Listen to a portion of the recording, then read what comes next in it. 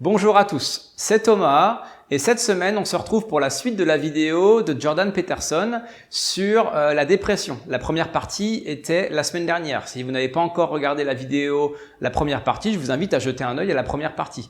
Également, comme je vous l'ai dit la semaine dernière, Jordan Peterson, psychologue clinicien canadien, auteur de livres best-seller et professeur de psychologie à l'Université de Toronto, qui est vraiment quelqu'un d'absolument incroyable dans ses discours et dans son intelligence et dans sa capacité à analyser les choses et à répondre. Et comme je vous l'ai dit la semaine dernière, je vous recommandais à acheter le livre de Jordan Peterson, 12 règles pour la vie, car vous allez vous faire un cadeau à vous-même en achetant ce livre, car c'est un livre absolument génial à lire, et vous allez totalement changer votre vie en lisant ce livre. Donc la vidéo de cette semaine, comme je l'ai dit, c'est la suite de la semaine dernière.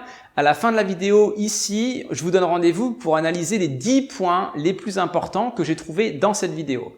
Voilà, je vous dis bon visionnage et rendez-vous à la fin de la vidéo pour l'analyse des 10 points. Comment vos clients et patients réagissent-ils à la suggestion qu'établir de l'ordre dans leur vie soit une méthode efficace contre la dépression? En fait, vous ne pouvez pas imposer ça sur eux. Vous savez, vous devez négocier avec la personne. Et vous devez également leur apprendre à négocier avec eux-mêmes, ce qui est très utile à faire. Vous savez, vous pouvez vous tyranniser vous-même pour faire des choses, mais je ne recommande pas cette méthode. Ce que je vous recommanderais plutôt, c'est que vous vous demandiez qu'est-ce que vous êtes prêt à faire. C'est une technique vraiment efficace. C'est comme une technique de méditation. Par exemple, on peut se lever le matin et penser « Vous savez, je voudrais passer une bonne journée aujourd'hui et donc j'aimerais me coucher ce soir sans me sentir coupable de ne pas avoir fait certaines choses que j'avais dit que je ferais. Et j'aimerais avoir une journée intéressante. Je dois assumer mes responsabilités et je veux aussi profiter de la journée. » Ensuite, vous vous demandez « Bon, d'accord. Quelles sont la liste des choses que je dois faire pour que tout ça se produise ?» Et si vous mettez en pratique cette méthode pendant 3 ou 4 jours, il y a une énorme probabilité que votre cerveau vous apporte ces réponses. Vous allez vous rappeler qu'il y a ce devoir que vous n'avez pas fait depuis 3 semaines à peu près, et vous devriez vraiment éliminer ce truc-là, car ça ne vous prendrait que 10 minutes, et vous avez pensé à ça et vous êtes torturé à mort pendant 72 heures à ce sujet. Et il y a aussi cette petite obligation que vous devriez gérer, etc. Alors, ce que vous faites dans une situation comme celle-là, c'est que vous enseignez à la personne à négocier avec elle-même. Il faut donc déterminer quels sont vos objectifs. Vous devez avoir des objectifs, quels qu'ils soient. Vous pouvez peut-être dire, eh bien, je suis tellement déprimé que je n'ai aucun but. Et du coup, je vous dis, choisissez le plus simple des objectifs et consacrez-y un moment et voyez ce qui se passe. Parce que parfois, vos systèmes émotionnels sont tellement encrassés que vous devez faire semblant, vous devez agir avant de pouvoir commencer à y croire. Je veux dire, les gens supposent toujours qu'ils croient et ensuite ils agissent. Et parfois c'est vrai, mais le plus souvent ce n'est pas le cas. Donc l'astuce, si vous faites du travail thérapeutique avec quelqu'un et que vous voulez l'aider à établir une structure, c'est de décider ce qu'ils vont faire. Maintenant, s'ils veulent vraiment aller mieux, et c'est pas toujours le cas, car il y a souvent des bénéfices à ne pas s'améliorer, et c'est essentiellement les avantages d'être un martyr, ou peut-être les avantages de faire ce que votre famille entièrement pathologique souhaite faire, car ils veulent réellement que vous échouiez. Donc en supposant que vous vouliez aller mieux, il y a généralement quelque chose que vous pouvez trouver qui consisterait un pas en avant vers une sorte d'objectif concret. Et ma présomption, et c'est une présomption comportementale fondamentalement, c'est que accumuler des petites victoires modestes encore et encore, ça a une puissance incroyable. Donc vous savez, ceci est une autre chose à connaître dans votre vie. Et c'est quelque chose que j'ai appris en partie en lisant les écrits d'Alexandre Solzhenitsyn, qui était un grand philosophe et romancier russe. Vous savez, il a dit, vous pouvez regarder votre vie et voir ce qui ne va pas. Je veux dire que tout ce que vous avez à faire, c'est regarder. Et puis vous pouvez commencer à réparer ces problèmes. Et la façon dont vous pouvez réparer ces problèmes, c'est par vous rendre compte en premier de ce que vous pourriez en effet réparer. Les gens essaient souvent de réparer des problèmes qu'ils ne peuvent pas réparer. Je ne recommande pas cette méthode. Parce que si vous essayez de réparer quelque chose que vous ne pouvez pas réparer, vous allez tout faire empirer. Par exemple, vous pouvez trouver toutes sortes d'étudiants en premier cycle qui pensent qu'ils sont en mesure de restructurer le système économique international, mais qui ne sont même pas capables de garder leur chambre en ordre. Il y a là un gros décalage, et c'est surprenant que les gens ne s'en rendent même pas compte. Donc je dirais, si vous faites attention, vous pouvez voir les choses que vous pouvez réparer. Ces choses vous appellent, elles le font vraiment. Nous savons même comment que ça se passe. Laissez-moi vous donner un exemple, car il y a plein d'histoires. Et les histoires ont des effets sur vous. Alors voici une expérience classique. Donc vous prenez 2 groupes d'étudiants de premier cycle, vous les faites venir dans votre laboratoire et vous donnez à un groupe un test à choix multiples qui contient un tas de mots qui sont associés au fait d'être vieux. Et vous soumettez à l'autre groupe le même test à choix multiples, sauf que les mots sont associés au fait d'être jeune. Ceci est indépendant du contenu du texte, il ne s'agit que de description. Et ensuite, vous chronométrez les étudiants du premier cycle lorsqu'ils repartent pour prendre l'ascenseur. Ceux qui ont lu le test à choix multiples qui comportait le plus de mots associés au vieillissement marchent plus lentement quand ils se redirigent vers les ascenseurs. Et ils ne se rendent pas compte, ils ne savent pas ce qu'ils font. Et cette étude a été reproduite sous diverses formes de nombreuses fois. Vous êtes incroyablement sensible à l'histoire que votre environnement vous dit, car votre environnement n'est pas fait d'objets, ce serait une erreur de croire ça. Votre environnement est essentiellement constitué d'outils et d'obstacles. Vous êtes une créature qui utilise des outils, vous êtes une créature qui perçoit des outils. Par exemple, si je vous fais sortir de cette pièce et que je vous demande qu'est-ce qu'il y avait dans cette pièce, vous ne direz pas par exemple des motifs aléatoires sur le tapis, car ces motifs sont réels, et le tapis est un objet aussi bon que tout le reste. Vous allez dire chaise parce que vous pouvez vous asseoir dessus, ou vous allez dire main courante parce que vous pouvez les tenir, vous allez dire escalier parce que vous pouvez les descendre. C'est ce que vous voyez et c'est ce avec quoi vous interagissez. Et si vous prêtez attention à votre environnement, qui, en passant, correspond à une version étendue de vous-même, car toute votre expérience c'est vous, il vous dira tout le temps ce que vous devriez faire. Mais ensuite, à vous de décider si vous voulez le faire. Une des choses que j'ai remarqué chez les gens, c'est parce que je me suis posé des questions, et une fois que j'ai commencé à étudier des histoires mythologiques, j'ai eu une idée sur le fait que la vie peut être suffisamment significative pour justifier ses souffrances. Et je me suis dit, mon Dieu, ça c'est une très bonne idée. Mais en fait, c'est quand même pas très optimiste. Vous savez, certaines personnes vous diront, il suffit d'être heureux. Ces gens-là sont des idiots. Je vous le dis, ce sont des idiots. Car dans votre vie, il va y avoir des choses qui vont se produire, qui vont vous mettre une claque si forte que vous ne le croirez pas. Et du coup, vous ne serez donc pas heureux. Alors que ferez-vous dans cette situation dramatique? Pourquoi même vivre? Mais rien ne garantit que la vie sera heureuse. Si vous êtes heureux, vous êtes chanceux et vous devriez en profiter. Parce que c'est la grâce de Dieu, pour ainsi dire. En ce qui concerne le sens de la vie, je me suis rendu compte que les gens se rendent compte quand ils font quelque chose qui a un sens. Ils sont même en mesure de le dire. Alors pourquoi diable ne font-ils pas des choses qui ont un sens tout le temps? Cela semble évident, ils pourraient le faire. Je veux dire, oui c'est difficile, vous savez, parce que d'autres personnes veulent que nous fassions d'autres choses. C'est un combat, mais tout est un combat. Et puis je me suis dit, oh bien, en fait je comprends, je vois pourquoi. Cela m'a pris environ 10 ans pour comprendre cela. C'est que les gens ont le choix. Choix numéro 1, rien de ce que vous ne faites n'a de sens. Eh bien, c'est un peu un frein, non? Le manque de sens dans la vie. Et toute cette angoisse existentielle, vous savez, c'est une sorte de douleur. Mais l'avantage de rien ce que vous faites n'a de sens, c'est que vous n'avez rien à faire. Vous n'avez aucune responsabilité. Maintenant, il se peut que vous souffrez parce que les choses n'ont pas de sens. Mais c'est un petit prix à payer pour pouvoir être totalement inutile. L'alternative, c'est tout ce que vous faites compte. Vraiment. Si vous faites une erreur, c'est une vraie erreur. Si vous trahissez quelqu'un, vous orientez le monde un peu plus brusquement vers le mal plutôt que vers le bien. Ce que vous faites compte. Eh bien, si vous acceptez cette idée, alors vous pouvez avoir une vie pleine de sens, et vous n'aurez pas de temps à perdre. Cela signifie la responsabilité. Cela signifie que les décisions que vous prenez sont importantes. Cela signifie que lorsque vous faites quelque chose de mal, c'est mal. Et la question c'est, est-ce que c'est ce que vous voulez? Voilà, c'est la fin de la vidéo, j'espère que vous avez trouvé le contenu intéressant. Donc tout de suite, on analyse ensemble les 10 points les plus importants. Le point numéro 1, c'est que si vous connaissez quelqu'un qui a une dépression, personne ne peut forcer vous ou cette personne à décider de mettre de l'ordre, une structure ou un cadre dans votre vie.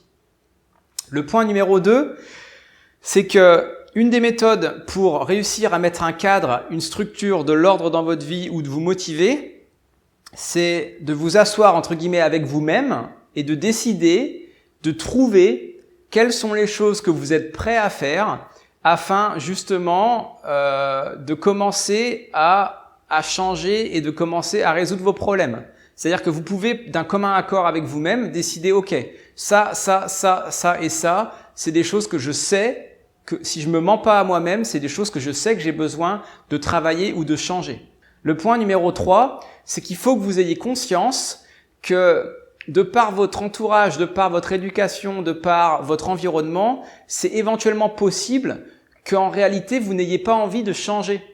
Ou alors, dans le cadre d'autres personnes, si vous essayez d'aider d'autres personnes, c'est possible que ces personnes-là, éventuellement, ont l'impression d'appeler à l'aide, mais qu'en réalité, elles n'ont pas vraiment envie de changer, de par leur environnement, de par leur éducation, de par le fait que parfois, c'est relativement satisfaisant de demander de l'aide et de recevoir de l'aide d'autres personnes, et du coup, ça crée un espèce d'échange d'énergie pas forcément très sain, de demandeur-demandé, etc. Donc du coup, faites attention car parfois, on n'a pas spécialement envie de changer. On prétend qu'on a envie de changer, mais pas tout le temps. Donc faites attention à ça. Le point numéro 4, c'est qu'il faut que vous définissiez vos objectifs et vos buts. C'est-à-dire que si vous n'avez pas du tout aucune idée quels sont vos objectifs et quels sont vos buts, ça va être très difficile de réussir à vous motiver, de réussir à vous décider de faire quoi que ce soit. Donc même si vous n'avez pas spécialement idée d'exactement quels sont vos objectifs ou quels sont vos buts, commencez par prendre des petits objectifs et des petits buts, forcez-vous, ça va vous aider du coup à, entre guillemets, travailler sur quelque chose, travailler pour atteindre cette chose, ce petit objectif. Et donc le point numéro 5, c'est que même en prenant que des petits objectifs ou que des petits buts, la raison pour laquelle c'est quand même bénéfique, c'est qu'en prenant des petits buts ou en prenant des petits objectifs, vous allez petit à petit reprendre confiance en vous rendant compte que vous êtes capable de, même si vous vous sentez pas très bien, en vous rendant compte que vous êtes capable d'atteindre ces petits objectifs, d'atteindre ces petits buts, ça va vous créer de la motivation pour être en mesure de vous fixer des objectifs plus grands. C'est-à-dire que ça va faire un peu comme l'effet boule de neige. Vous commencez par quelque chose de petit et ensuite vous faites quelque chose de plus gros et en fait vous faites quelque chose de plus gros, etc., etc. Le point numéro 6, c'est que il est possible, si vous décidez de réellement analyser votre vie et de regarder ce qui va pas, c'est tout à fait possible pour vous de voir justement quelles sont les choses à changer, quelles sont les choses qui ne sont pas forcément les états d'esprit ou les fonctionnements qui ne sont pas forcément bénéfiques.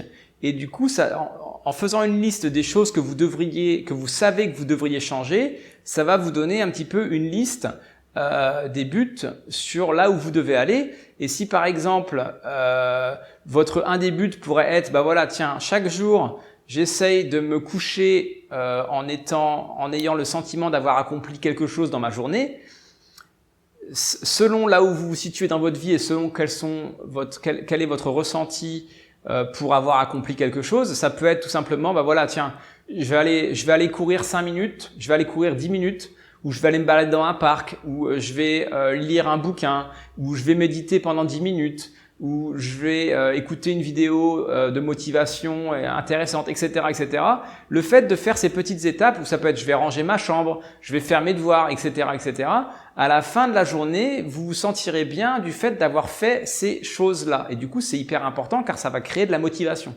Le point numéro 7, c'est que notre conditionnement mental et notre environnement impactent notre état d'esprit et notre comportement. C'est-à-dire que tout ce qui est autour de nous et tout ce qui est donc ce qu'on met dans notre cerveau et également ce qui est autour de nous vont impacter notre capacité à penser positivement ou négativement, à être déprimé ou ne pas être déprimé et va également impacter notre comportement. Donc parfois c'est important et intéressant d'essayer de sortir un petit peu de son environnement habituel afin justement de changer ces fonctionnements négatifs qui sont liés au fait, par exemple, je sais pas, si par exemple vous êtes jeune adulte et que vous vivez encore chez vos parents, le fait de vivre encore chez ses parents, des fois ça peut être utile, des fois ça peut être un problème. Donc ça peut être intéressant en cassant ce rythme et en allant expérimenter la vie tout seul. Ça pourrait éventuellement permettre de bousculer un petit peu les fonctionnements qu'il y avait quand vous étiez encore chez vos parents. Bon là, cet exemple-là, ce n'est pas spécialement un exemple en rapport avec la dépression, mais c'est un exemple, je pense que vous comprenez ce que je veux dire, c'est qu'en sortant de notre environnement, ça permet justement de changer des fonctionnements qu'on a et de comportements qu'on a. Le point numéro 8, c'est qu'il faut, dans la vie, globalement, on se mentirait si on se disait que la vie, ce ne sera toujours facile et toujours du bonheur, etc., etc. Je pense que vous le savez très bien, vous en êtes rendu compte par vous-même. La vie, parfois, est difficile, parfois, c'est de la souffrance. Et du coup, c'est important de prendre conscience de ça, de pas être sur un petit nuage et de se dire qu'en fait, la vie, c'est tout beau, tout rose, etc. Et ce qui est important également, c'est de se dire que en trouvant un sens à votre vie, ça va vous donner la capacité d'affronter la souffrance que la vie va vous imposer. D'accord ? Donc le fait d'avoir un sens dans votre vie va vous aider, va vous donner la force, va vous donner l'énergie, va vous donner le courage d'affronter les souffrances et les difficultés et les galères de la vie. Le point numéro 9, c'est que si vous faites un petit peu attention à votre comportement et à ce que vous faites, vous êtes déjà en mesure, dans vos actions de tous les jours, de savoir ou d'avoir une idée si une action ou une autre a un sens. C'est-à-dire que par exemple, je vais vous donner quelque chose. Moi, dans mon cas, je tiens vraiment à protéger la terre et l'environnement parce que j'ai envie de laisser une place meilleure pour les générations futures. Et du coup, si jamais je jette un sac poubelle dans la rue, je vais sentir intérieurement que c'est pas quelque chose qui est en relation avec mes valeurs intérieures. Et donc du coup, je sais qu'en prenant soin de mes déchets et en jetant les déchets à des endroits les mieux adaptés possibles, je sais que du coup, j'ai donné un sens à mon action. Et mon action n'était possible que parce que justement, j'ai une motivation derrière. La motivation derrière étant, dans ce cadre bien précis, de préserver l'environnement et d'essayer de laisser la place la plus belle possible pour les générations futures. Donc, dans votre cas, vous êtes en mesure normalement, selon les différentes actions que vous faites dans votre vie, de dire si plus ou moins une action a un sens ou pas. Et du coup, en essayant de faire des actions qui ont le plus de sens, petit à petit, encore et encore, vous allez être en mesure de développer ce sentiment d'avoir un sens dans votre vie. Le point numéro 10, c'est que, et c'est la fin de la vidéo et c'est un point hyper important, c'est que globalement, ce qu'explique Jordan Peterson, c'est que vous avez le choix. Vous avez le choix entre deux états d'esprit. Petit 1, rien n'a de sens, rien n'a d'importance, et du coup, alors c'est vachement pratique, mais du coup, vous n'avez aucune responsabilité, et le prix à payer pour n'avoir aucune responsabilité, c'est que vous devenez totalement inutile et la vie est dénuée de sens et la vie ne sert à rien. Donc, c'est bien parce que vous n'avez pas de responsabilité dans une certaine mesure et du coup, vous pouvez faire absolument ce que vous voulez, tout le monde s'en fout. Par contre, c'est quand même relativement dur à accepter du fait que de partir du principe que la vie n'a pas de sens et que rien n'est utile. Donc ça, c'est la solution numéro 1. La solution numéro 2 que vous pouvez décider l'état d'esprit numéro 2 que vous pouvez décider d'adopter, c'est que tout ce que vous faites compte. Tout ce que vous faites a un sens, même la plus petite des actions. Et que du coup, qu'est-ce que ça implique? Ça implique qu'il y a une lourde responsabilité dans vos actions et dans vos comportements, mais en parallèle de ça, ça vous donne également un énorme sens à votre vie. Et du coup, en prenant du principe que tout ce que vous faites compte, tout ce que vous faites a une responsabilité, tout ce que vous faites est important, du coup, ça vous donne vous-même de la responsabilité et ça vous donne vous-même un sens à votre vie et c'est peut-être quelque chose qui serait justement très très bien, un état d'esprit très important à adopter. Voilà. Je vous laisse décider lequel état d'esprit à adopter entre rien ne sert, rien n'est utile, rien n'a de sens et je suis totalement sans but dans la vie, ou je décide que tout est important, que tout a de sens et que même si c'est douloureux, ça va m'apporter énormément de responsabilités et ça aura un sens à ma vie. Dans mon cas, j'ai déjà fait mon choix. Voilà, c'était la fin de cette vidéo. J'espère que vous avez trouvé ça intéressant. Il y aura d'autres vidéos de Jordan Peterson à l'avenir. D'ici là, je vous dis prenez soin de vous et à la prochaine. Ciao.